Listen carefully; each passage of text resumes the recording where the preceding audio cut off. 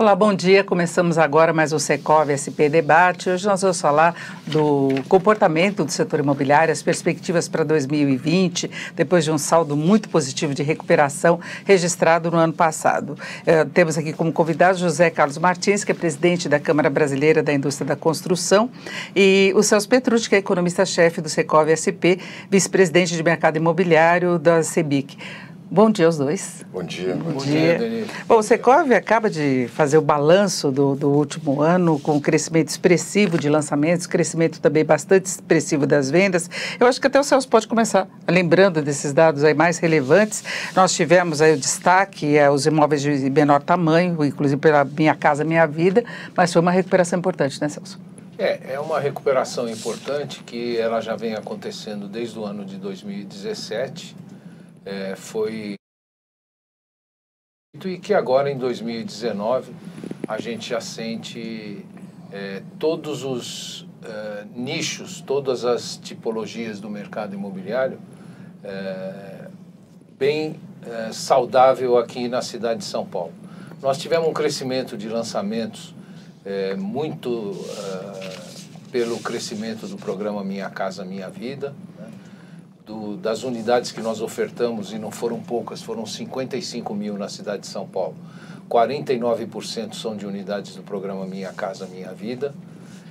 Nas vendas, que também cresceu quase 50%, 45% de tudo que é vendido é de imóvel do Minha Casa Minha Vida. Mas a gente já sente, Denise, em todas as faixas de preço e em todas as tipologias, um crescimento em 2019 em relação a 2018. Principalmente nesse ponto que você tocou. É interessante isso que você colocou. 65% dos imóveis comercializados na cidade de São Paulo, do Minha Casa Minha Vida e dos outros mercados que a gente oferta produtos, são imóveis com menos de 45 metros. O que mostra uma tendência muito forte para os apartamentos de estúdios, os apartamentos de 1 e 2 dormitórios do Minha Casa Minha Vida e os apartamentos compactos que vêm sendo ofertados na cidade. Perfeito. Agora eu queria saber do José Carlos Martins se há consistência nessa retomada para o setor da construção, setor imobiliário, manterem um ritmo importante de crescimento também neste ano, porque nós tivemos, no balanço que está saindo agora, uma perda de ritmo de vários ramos de atividade em dezembro. Inclusive a prévia do PIB do Banco Central apontou essa perda de ritmo também, o monitor do PIB da Fundação Getúlio Vargas foi no mesmo sentido, estabilidade em dezembro, mas vários dados tiveram mesma retração. E o setor da construção pode, inclusive, ter alavancado um desempenho melhor do PIB, cujo dado oficial sai só em março. Mas continua nesse embalo? Esperamos que sim, mas há que se ter cuidado com alguns fatos. O ano passado, a caderneta de poupança cresceu mais de que 30% o financiamento. O fundo de garantia deve ter caído mais ou menos uns 10%. Ou seja, onde que você tem o teu maior mercado, de alguma forma, ele fica limitado ao crescimento em função do orçamento destinado ao FGTS. E justamente houve essa limitação, por quê? Porque houve aquele saque que era para o consumo alavancar o crescimento. O que na verdade a gente sabe, e ontem eu estava falando com algumas pessoas, e ficou muito claro isso, como resultado da crise, as pessoas estão muito mais conservadoras no seu gasto. Então elas temem mais gastar com consumo, com coisas assim. Então se a gente não fizer e focar que é o investimento grande, a grande locomotiva do novo momento do crescimento, dificilmente nós teremos aquilo que pensávamos que ano passado. Por exemplo, nós imaginamos que o setor da construção esse ano cresça 3%. Mas realmente tem que ter cuidado por causa desse aspecto. O fundo de garantia vai ter fôlego para seguir em frente. Por exemplo, no mês de janeiro, praticamente não houve contratações. Não houve contratações por um aspecto burocrático. Então, nós somos otimistas, muito otimistas, porém com um pouco de cuidado. Eu queria até acrescentar o Elinho Carvalho, que está nos acompanhando pelo Face do Secov. Ele diz que a faixa 2 está totalmente parada, né? E estão há 6 meses parados, na verdade, porque não existe recuperação para as rendas entre 1.600 e 4.000. Minha Casa Minha Vida é uma preocupação já há bastante tempo, inclusive porque o governo, volta e meia, vem com novidades, projetos, ideias de alteração. Celso, você tem uma preocupação maior em relação a isso? Eu tenho e externei isso no nosso balanço a semana passada, né? O que o Zé Carlos falou agora é... Nós temos um orçamento aprovado para esse ano e nós temos um recurso de subsídio previsto em orçamento. Só que o Ministério da Economia está soltando esse recurso para casar com o recurso do Fundo de Garantia e poder dar o subsídio, ele vem soltando isso a conta-gotas. Então, isso que a pessoa que está nos assistindo colocou é verdade, né? Eu estou até estranhando, porque já deveria estar rodando os financiamentos na faixa 2 e na faixa 1,5, porque a economia soltou um recurso, o Zé Carlos está com esses números bem na cabeça, né? A questão é a seguinte, Denise, e reforçando a nossa preocupação. Nós temos ainda uma demanda reprimida no país de classe média e média alta em quase todas as praças do Brasil. Esse é o mercado que em São Paulo voltou em parte, mas nas outras praças vem voltando mais devagar. Agora, o grande mercado imobiliário do Brasil é o programa Minha Casa Minha Vida. E às vezes as autoridades não estão percebendo isso, né? A nossa estimativa é que 3/4 do mercado, ou seja, 75% do mercado imobiliário do Brasil, depende hoje dos recursos do FGTS. E nós sabemos que os recursos são limitados e que eles precisam ser muito bem administrados pelo Ministério de Desenvolvimento Regional, pela Caixa Econômica Federal, pelo Ministério da Economia, para que não sofra essa descontinuidade de contratações. O Elinho, inclusive, acrescentou aqui que demissões já estão ocorrendo por causa da paralisação, porque não tem a confirmação de uma expectativa, né? O Elinho tem toda a razão nos 6 meses. Porque, em realidade, desde julho do ano passado, que nós estamos vivendo aos soluços. Contrata um pouquinho, para, contrata um pouquinho, para, contrata um pouquinho, para. Agora parou de novo. O cerne da questão é que o governo atual tem problemas até ideológicos relativos a esse programa. No entanto, não está se construindo algo para colocar em seu lugar, né? Está sendo retirado, esvaziado, um programa, no entanto, não se coloca nada no seu lugar. Então fica um buraco, fica um vazio naquilo que o Celso falou, que é o grande mercado. 90% do déficit habitacional brasileiro está na faixa de até 3 salários. Exatamente isso que a gente está falando. Então, o que nos deixa de novo otimista é que com a troca do ministro, o ministro Rogério Marinho está muito sensível a isso. Ele está muito sensível que o Brasil precisa, sim, de um programa habitacional de longo prazo, um programa de Estado, um programa que seja aderente à economia, aderente a todos os aspectos sociais, a tudo isso. Sobre emprego, eu acho que é muito importante também a gente já deixar isso claro. Em novembro do ano passado, nós estávamos com 120 mil contratações, número positivo de 120 mil. Dezembro... Na construção civil. Na construção civil. No mês de dezembro, já é sazonal isso, ele sempre diminui. Você tem negativo em dezembro. Só que nós esperávamos uns 20 mil negativos. Imaginávamos que fosse fechar o ano com 100 mil. Veja nossas próprias previsões. No entanto, caiu 50 mil trabalhadores em dezembro. Foi muito mais do que esperávamos. Muito mais do que foi em 2018. Isso só para São Paulo? Não, Brasil. Brasil. Falo de Brasil. Então, isso aí demonstra que realmente a expectativa foi revertida. Dezembro teve alguma fase assim, mais negativa da atividade econômica e talvez por não se ver o retorno que se espera em termos de investimentos de uma forma mais ampla, infraestrutura, que também é até importante para o setor da construção, mas a gente está falando aqui da construção civil.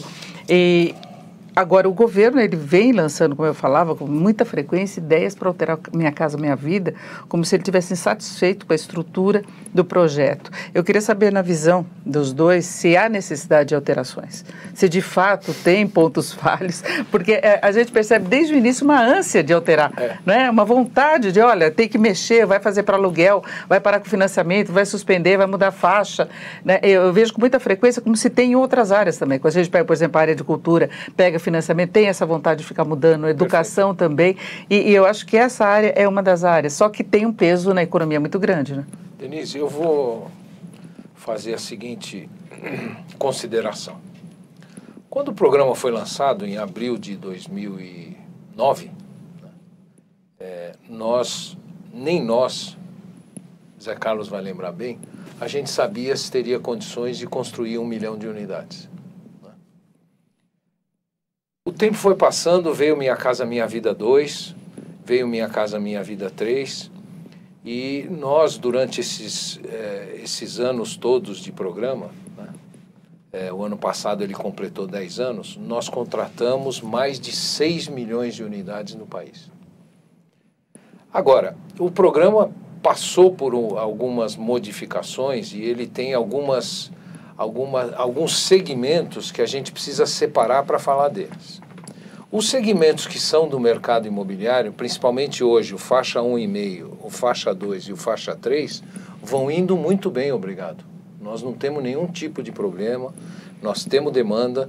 A única coisa que nós necessitamos é um pouco mais de previsibilidade quanto às empresas que fazem os seus lançamentos, fazem suas vendas, entrarem no sistema e conseguirem esse financiamento para o comprador final. O faixa 1, e eu acho que é aí que vem os grandes balões de ensaio, né? O ano passado foram paralisadas as contratações, nós temos obras em andamento que andam também num soluço, né? Sai um pouco de dinheiro, paga as faturas em atraso, sai um pouco mais de dinheiro, paga outras faturas em atraso, e nós temos o faixa 3, que é uma faixa hoje que já está sendo absorvida pelo mercado imobiliário até sem recursos do Fundo de Garantia. Eu acho que o governo do momento, o governo liberal, ele tem que reconhecer que o programa Minha Casa Minha Vida é um programa de sucesso e um programa que já se consolidou no país. Então, eu acho que ele deveria focar na faixa 1,5 e 2 como programa de governo, deixa a faixa 3 para o mercado imobiliário resolver, para os recursos da poupança, coisas desse gênero, e procura trazer novidades, eles falam no voucher, eles falam de locação social, para que possa substituir o que existia para essa população de até R$ 1.600, R$ 1.800 de renda, né?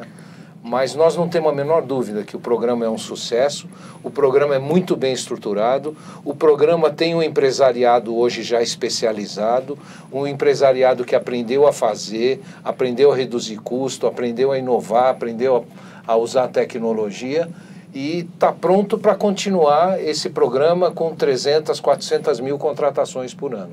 Eu acho que querer mexer numa coisa que dá certo, que deu certo e que mostra vamos dizer, dentro dos números do Fundo de Garantia hoje, a importância que tem esse programa, eu acho que é temerário, né? Agora, as possibilidades que vem agora com o novo ministro de atender a população que antigamente era atendida por faixa 1 são bem-vindas e a gente está disposto a colaborar nas ideias, nesse tipo de coisa. Seu Zé Carlos.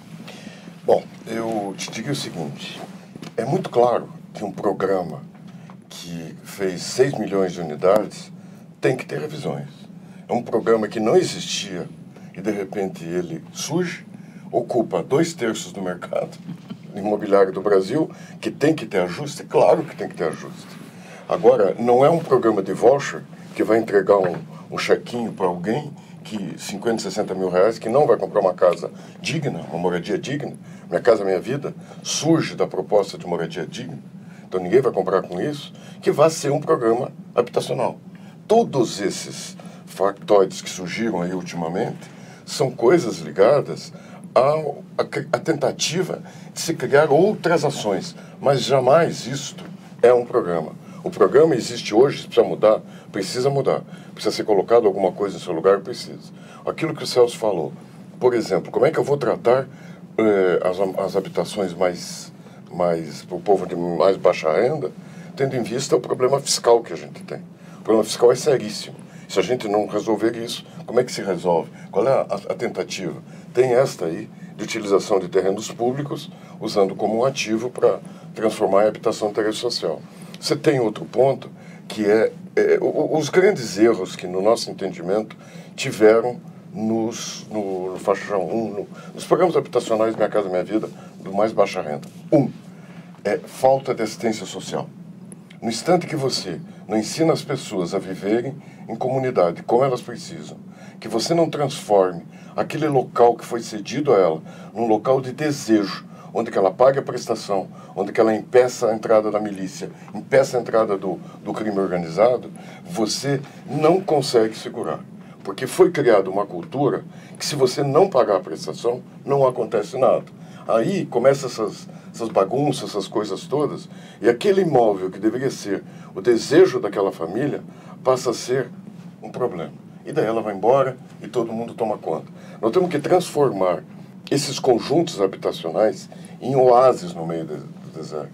Nós temos que mostrar a essa população que não conhece muitas vezes o que é viver num condomínio organizado, viver organizadamente. Ele tem que ensinar essas pessoas a conviverem para que os outros que estão vendo aquilo desejem aquilo.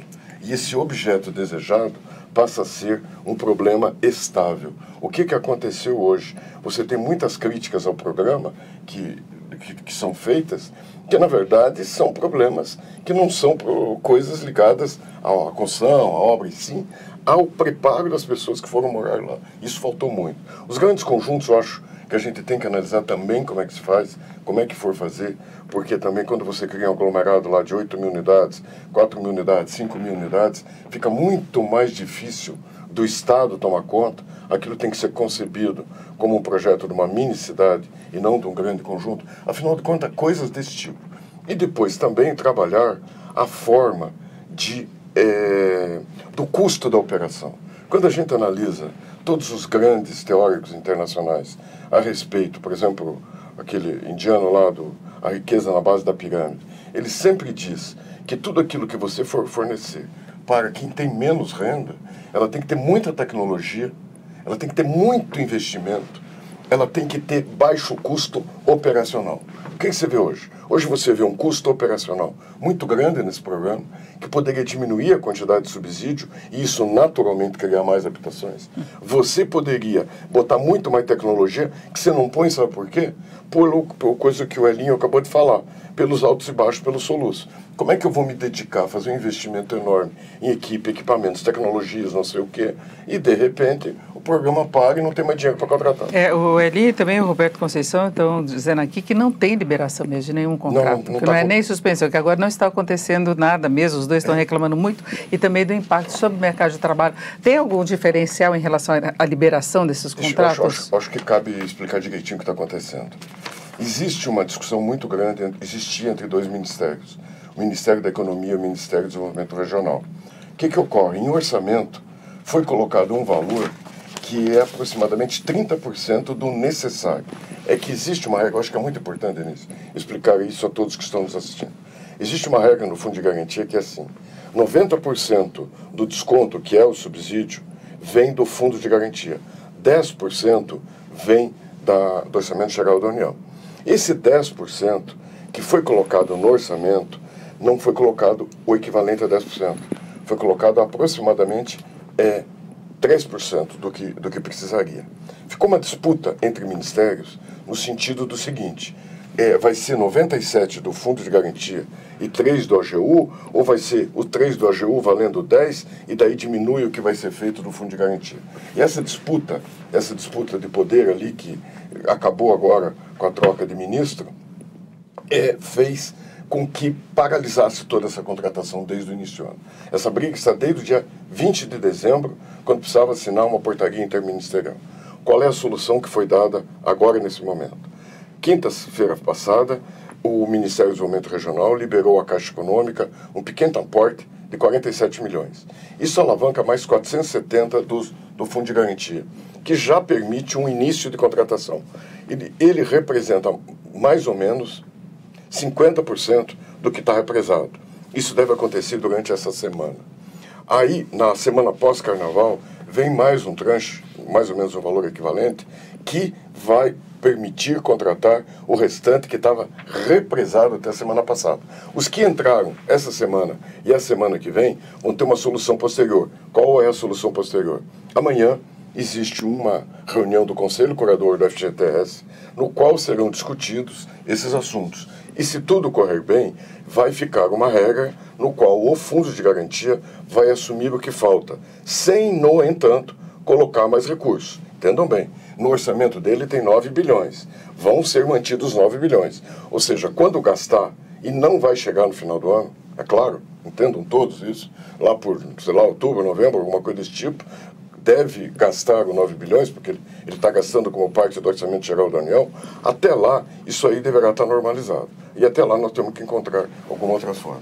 É porque tem essa ideia, balão de ensaio em relação a mudanças de regras do Minha Casa Minha Vida especificamente, e tem a utilização do Fundo de Garantia, que é outro ponto que me preocupa, né?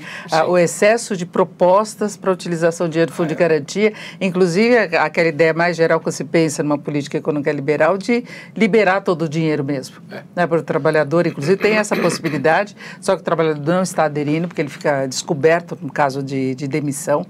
Não é? Mas tem essa possibilidade de sacar um pouquinho todo ano. Denise, o Fundo de Garantia, infelizmente, a partir de 2017, mais precisamente a partir de 2017, quando foi autorizado o saque das contas inativas e agora essa iniciativa do ano passado, isso foi diminuindo, vamos dizer, o colchão de segurança que o Fundo de Garantia tinha. Então, a expectativa para nós, ela é uma expectativa conservadora. O orçamento vai girar para esse ano em torno de 57, 60 bilhões. Né? E nós temos dúvidas se a partir do ano que vem, de 2021, nós vamos conseguir manter esses 57, 60 bilhões, porque vai faltar dinheiro para os descontos. Né? Eu acho que ainda nós vamos ter muito debate nesse ano para perceber o que vai acontecer com as operações do Fundo de Garantia a partir de 2021. Isso é um lado da história. Por outro lado, né, e nós fizemos um evento ontem aqui, a CEBIC fez um evento ontem aqui, nós estamos diante de um novo cenário que nunca foi visitado por nós, quer dizer, nós estamos com uma taxa de juros a 4,25, a taxa Selic, nós estamos com a inflação próxima à meta, em 3,80, né, prevista para esse ano.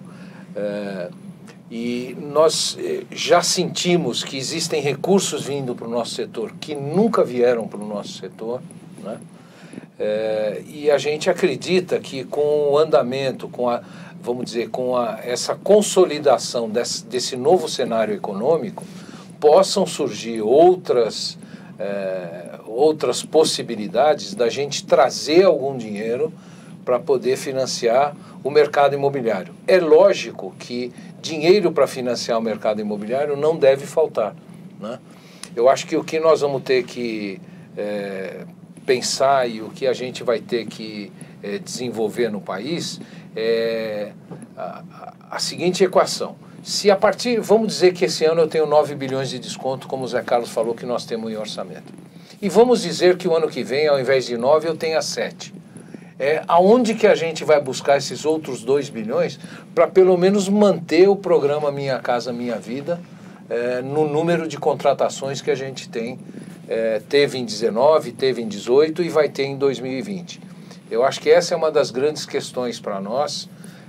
Agora, lembrando que nós estamos num cenário que é um cenário completamente novo, né? Nós temos um ministro que é bem sensível às necessidades do programa, nós temos um Ministério da Economia, né, que sabe que a atividade de construção civil e particularmente a atividade imobiliária é importante, e eu tenho certeza que todos esses stakeholders que estão envolvidos nisso vão buscar uma solução para que não haja descontinuidade no programa. Inclusive, esse cenário de juro muito baixo está permitindo o surgimento aí de novas modalidades de financiamento. Sim, a Caixa, sim. inclusive, está se empenhando com novas propostas de financiamento sem a correção. Não é uma outra proposta, porque além de juro baixo, tem inflação baixa também. Então, em algum momento, se tende a alavancar um desempenho muito melhor que não apenas o Minha Casa Minha Vida. Pois é, mas aí é muito boa oportunidade da gente estar falando aqui com o economista, que é a Denise, além de jornalista, é economista. Eu queria discutir, botar na pauta aqui para discussão, 2 itens. O primeiro é esse saque do Fundo de Garantia. No instante que isso foi pleiteado, que foi dito que seria feito, nós imediatamente criticamos. E por que nós criticamos? Fazer um saque de R$500 pode ser que na economia fria ali, ela vai dizer que vai dar um aquecimento de mercado. E nós discordamos imediatamente. E te digo por quê. R$500 de saque gera um consumo, vai ali no comércio, compra um produto que provavelmente foi feito no exterior, quem sabe na China, gerou emprego lá, porque a cadeia daquele produto não está aqui. Não é um consumo que se prolonga, tirou 40 bilhões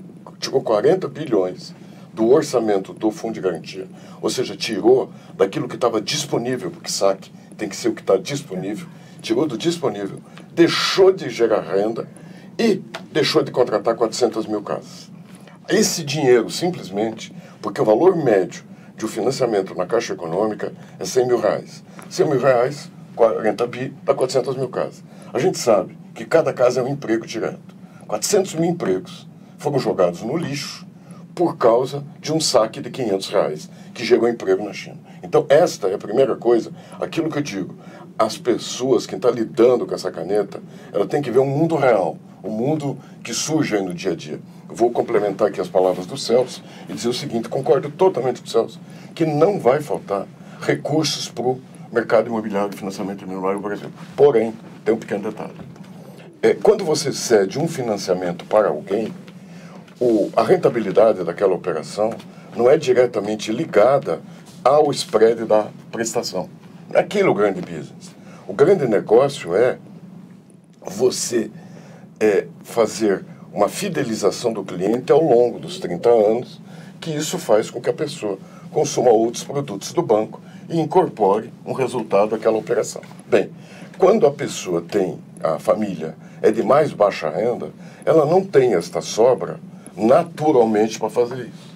Então, quando você começa a baixar de renda das pessoas, não é verdade que isto aí se aplica, porque você não tem esse complemento de resultado na operação que tem com uma classe mais alta, que lá sim você pode operar com uma taxa de juros menor. É inversamente proporcional isso. Quando você começa a descer na classe de renda, pelo mercado normal, as operações de financiamento imobiliário com classe mais baixa, elas são de mais alto custo. Por quê? Porque são valores menores com a mesma operação. Elas são de mais risco e elas não têm essa contrapartida da fidelização. Então, se você não tiver uma fonte de recursos própria, dirigido para isso, não importa que você tenha um caminhão de dinheiro na praça, você não vai conseguir atender onde está 90% do déficit habitacional brasileiro, que é a faixa de renda, até 3 salários mínimos. Então, esta aí que não pode, de novo, ser aquela leitura fria de economia. Ela tem que ser vista desse lado social, sim. Um programa habitacional, ele não pode ser visto como econômico. Econômico ele é muito forte.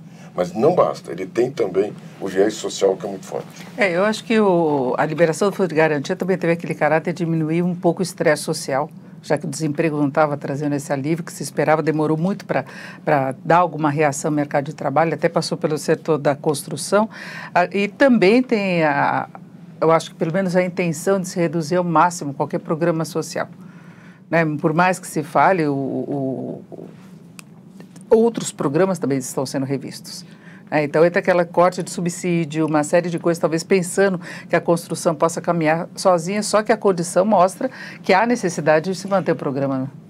Quando o Celso falou um pouquinho aqui, de repente sair de 9 para 7, aquilo que eu falei, eu acho que a gente tem que revisar. Eu vou dar um exemplo. O agente operador Caixa Econômica era remunerado em 1% do total dos ativos do Fundo de Garantia. Isso é mais ou menos 5 bilhões ao ano. Na MP 889, que se transformou em lei, ele foi reduzido a 0,5%. A defesa total nossa. Ou seja, isso reduziu o custo e, consequentemente, a necessidade de subsídio em 2,5 bilhões. Ou seja, quando você trabalha em melhorar a eficiência do processo, diminuir burocratização, diminuir um monte de coisa que existe hoje, você baixa o custo e, de repente, você não precisa de todo aquele volume. Sabe, eu vou dar um outro exemplo. Se você faz uns financiamentos mais largo tempo, usando IPCA, existe uma série de formatos que se pode defender e que podem ser aplicados e que baixam o custo. Baixando, isso eu acho que é importante para quem nos assiste aqui. Tem coisas que para nós é muito óbvio e não para as pessoas. Se uma família tem capacidade de renda de financiar 100, se esse produto custar 150, precisa subsidiar em 50. Se custar 40, 140, se eu reduzir em 10 esse custo, só precisa subsidiar em 40. Porque a régua da renda dela está mantida. Então, tudo que eu diminuir de custo, de cartório, de financiamento, de taxinhas que existem, de seguros que são colocados perante, eu estou diminuindo a necessidade de subsídio. A hora que eu crio um fundo garantidor para a inadimplência, eu diminuo o risco e o agente financeiro provisiona menos, tem menos custo de dinheiro. Ou seja, tem uma série de coisas que podem ser feitas, né, Celso? Que a gente diminui o custo e, consequentemente, o subsídio. Então, e pode ir como proposta para o governo, né, que eles devem estar buscando alternativas também, já que há uma reformulação geral da economia. O Júnior Cavalcante está colocando exatamente esse ponto, se está detectado aí o problema, o que fazer, né, para conseguir alavancar e garantir resultado melhor. Ele também coloca assim a SOS Construção Civil pela paralisação das operações aí do Minha Casa Minha Vida. Denise, a gente, dentro desse cenário novo que nós estamos atravessando, nós fizemos um levantamento aí no final da semana passada e as coisas começam a acontecer. Então, vamos dizer, se vocês entrarem, né, lógico, não é uma coisa do cotidiano, mas se entrar no site do Banco Central, o ano passado nós já contratamos mais de 3% das operações de financiamento com indexadores alternativos, que não a TR, né? Não só o IPCA, mas que não foram a TR. Se você também vasculhar, você vai ver que está havendo muita portabilidade, solicitação de portabilidade para que se adeque à taxa de juros. Os bancos estão renegociando as taxas de juros. Bateram recorde de portabilidade. Sim, foi 30% maior. Porque a mudança de juros é muito grande, né? 30% maior do que em 2018. Este movimento todo, e é nisso que a gente tem insistido, não vai faltar dinheiro e não vai faltar dinheiro barato. Amanhã, depois de amanhã, a Caixa vai estar lançando o financiamento fixo, né? E as pessoas vão ter a opção de ou fazer um financiamento em IPCA, ou fazer um financiamento em CDI, ou fazer um financiamento fixo, né? Ela vai ter essa opção. É muito importante isso que o Zé Carlos está colocando, né? E a gente, parte dessa importância, a gente tem que passar essa responsabilidade para o Conselho Curador do Fundo de Garantia. O quanto mais aquele conselho, que sempre foi um conselho muito respeitado pela sociedade, diminuir os custos operacionais, né, e conseguir colocar esse dinheiro de subsídio no bolso das pessoas, nós vamos poder, inclusive, atender mais pessoas, se for o caso, né? O Zé Carlos deu um exemplo da taxa de administração, que era da Caixa. O outro é a taxa de risco. O outro é o repasse do agente operador para os agentes financeiros. Ou seja, está havendo um repensar geral no Conselho Curador visando abaixar esses custos. E com isso, pode ser que a gente, pelo menos em 2020, tenha um ano tranquilo aí até o mês de setembro, outubro, e a gente tenha tempo para pensar junto com o Ministério da Economia, junto com o MDR e junto até com entidades internacionais, se nós temos condições de trazer um outro tipo de recurso ou de alocar um outro tipo de recurso para o programa Minha Casa Minha Vida, que atende a faixa 1,5 e a faixa 2. Eu acho que esse tem que ser o nosso foco, né?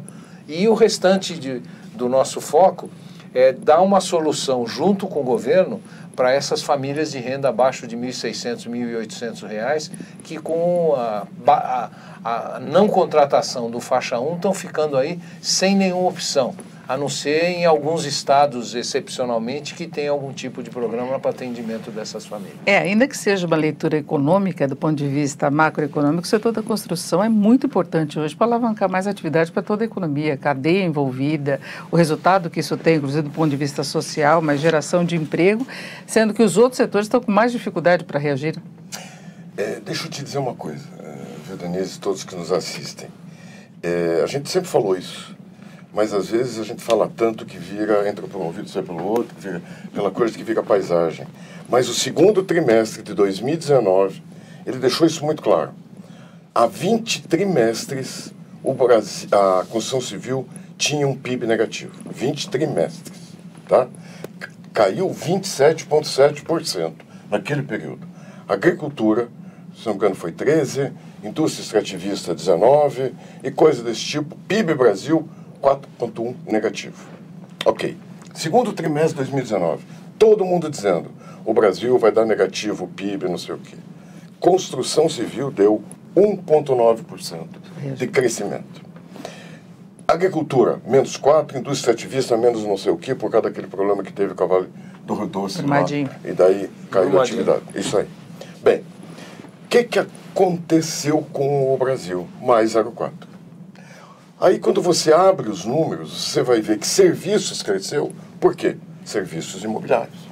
Você vai lá e olha, a indústria de transformação cresceu. A indústria de materiais de construção. Ou seja, a locomotiva, quando anda, ela puxa aqueles vagões. A gente tem que cuidar, porque quando eu pego e invisto no consumo, eu loto esse vagão e não tem combustível para puxar o vagão. E aí eu venho com medidas ortodoxas para reverter essa situação. Então, esse é um ponto. Você fez uma pergunta que eu acho que é muitíssimo importante, Denise, que é o aspecto de o governo está se mexendo quanto a um programa habitacional. Te digo que, pelo que eu conheço, existem ações isoladas. Existe essa do voucher, existe aquela de venda de terrenos públicos para empreendimentos imobiliários de classe mais baixa. O que hoje dá, novamente, repito isso, nos cria um otimismo novo, é a chegada do ministro Rogério Marinho. Que esse diálogo realmente estava complicado e agora ele se reabre no sentido de poder criar um programa do tamanho do Brasil, do tamanho das necessidades do Brasil, casado com a economia, casado com o social, casado com tudo isso. É lógico que uma ação dessas tem que ser uma decisão política, é carro-chefe do meu governo.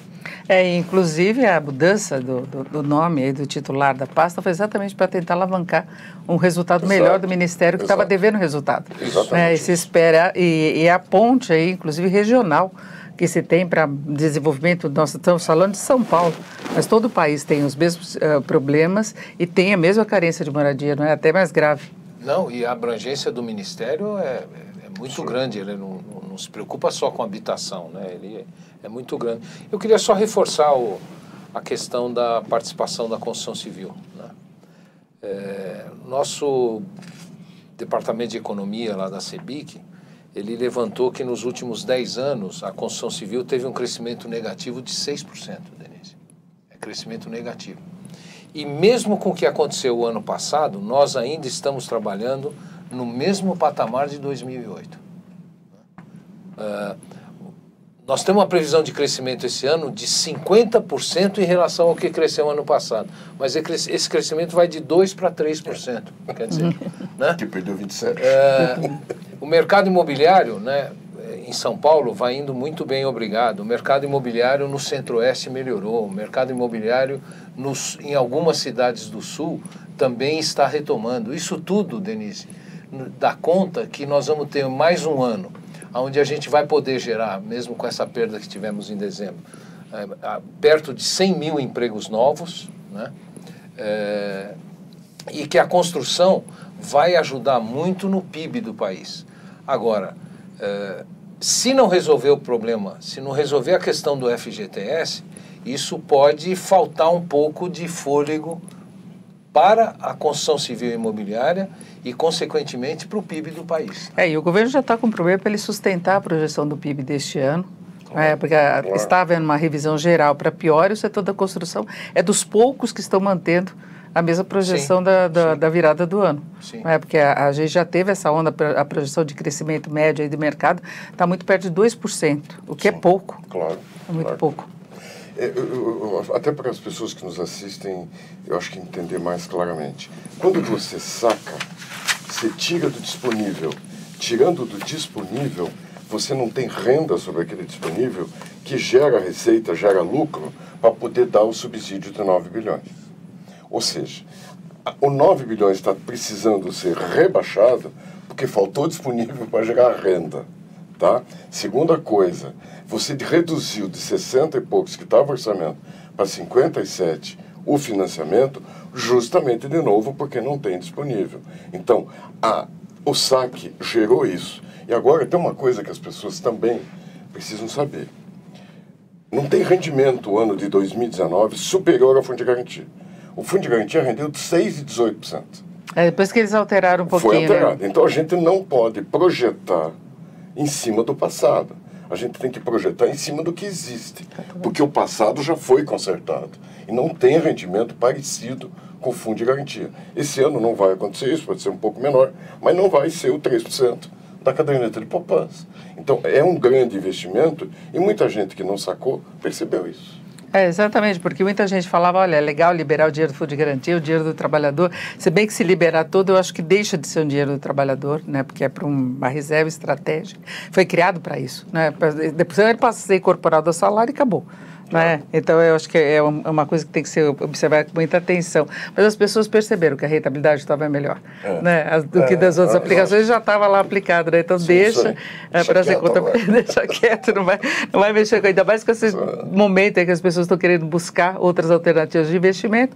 E eu acho que o próprio setor da construção também acaba atraindo esses investimentos. Nós vamos fechando por aqui o Secov SP Debate de hoje. Eu agradeço muito a participação do José Carlos Martins, que é presidente da Câmara Brasileira da Indústria da Construção, Celso Petrucci, que é economista-chefe do Secov São Paulo e vice-presidente do mercado imobiliário da CEBIC.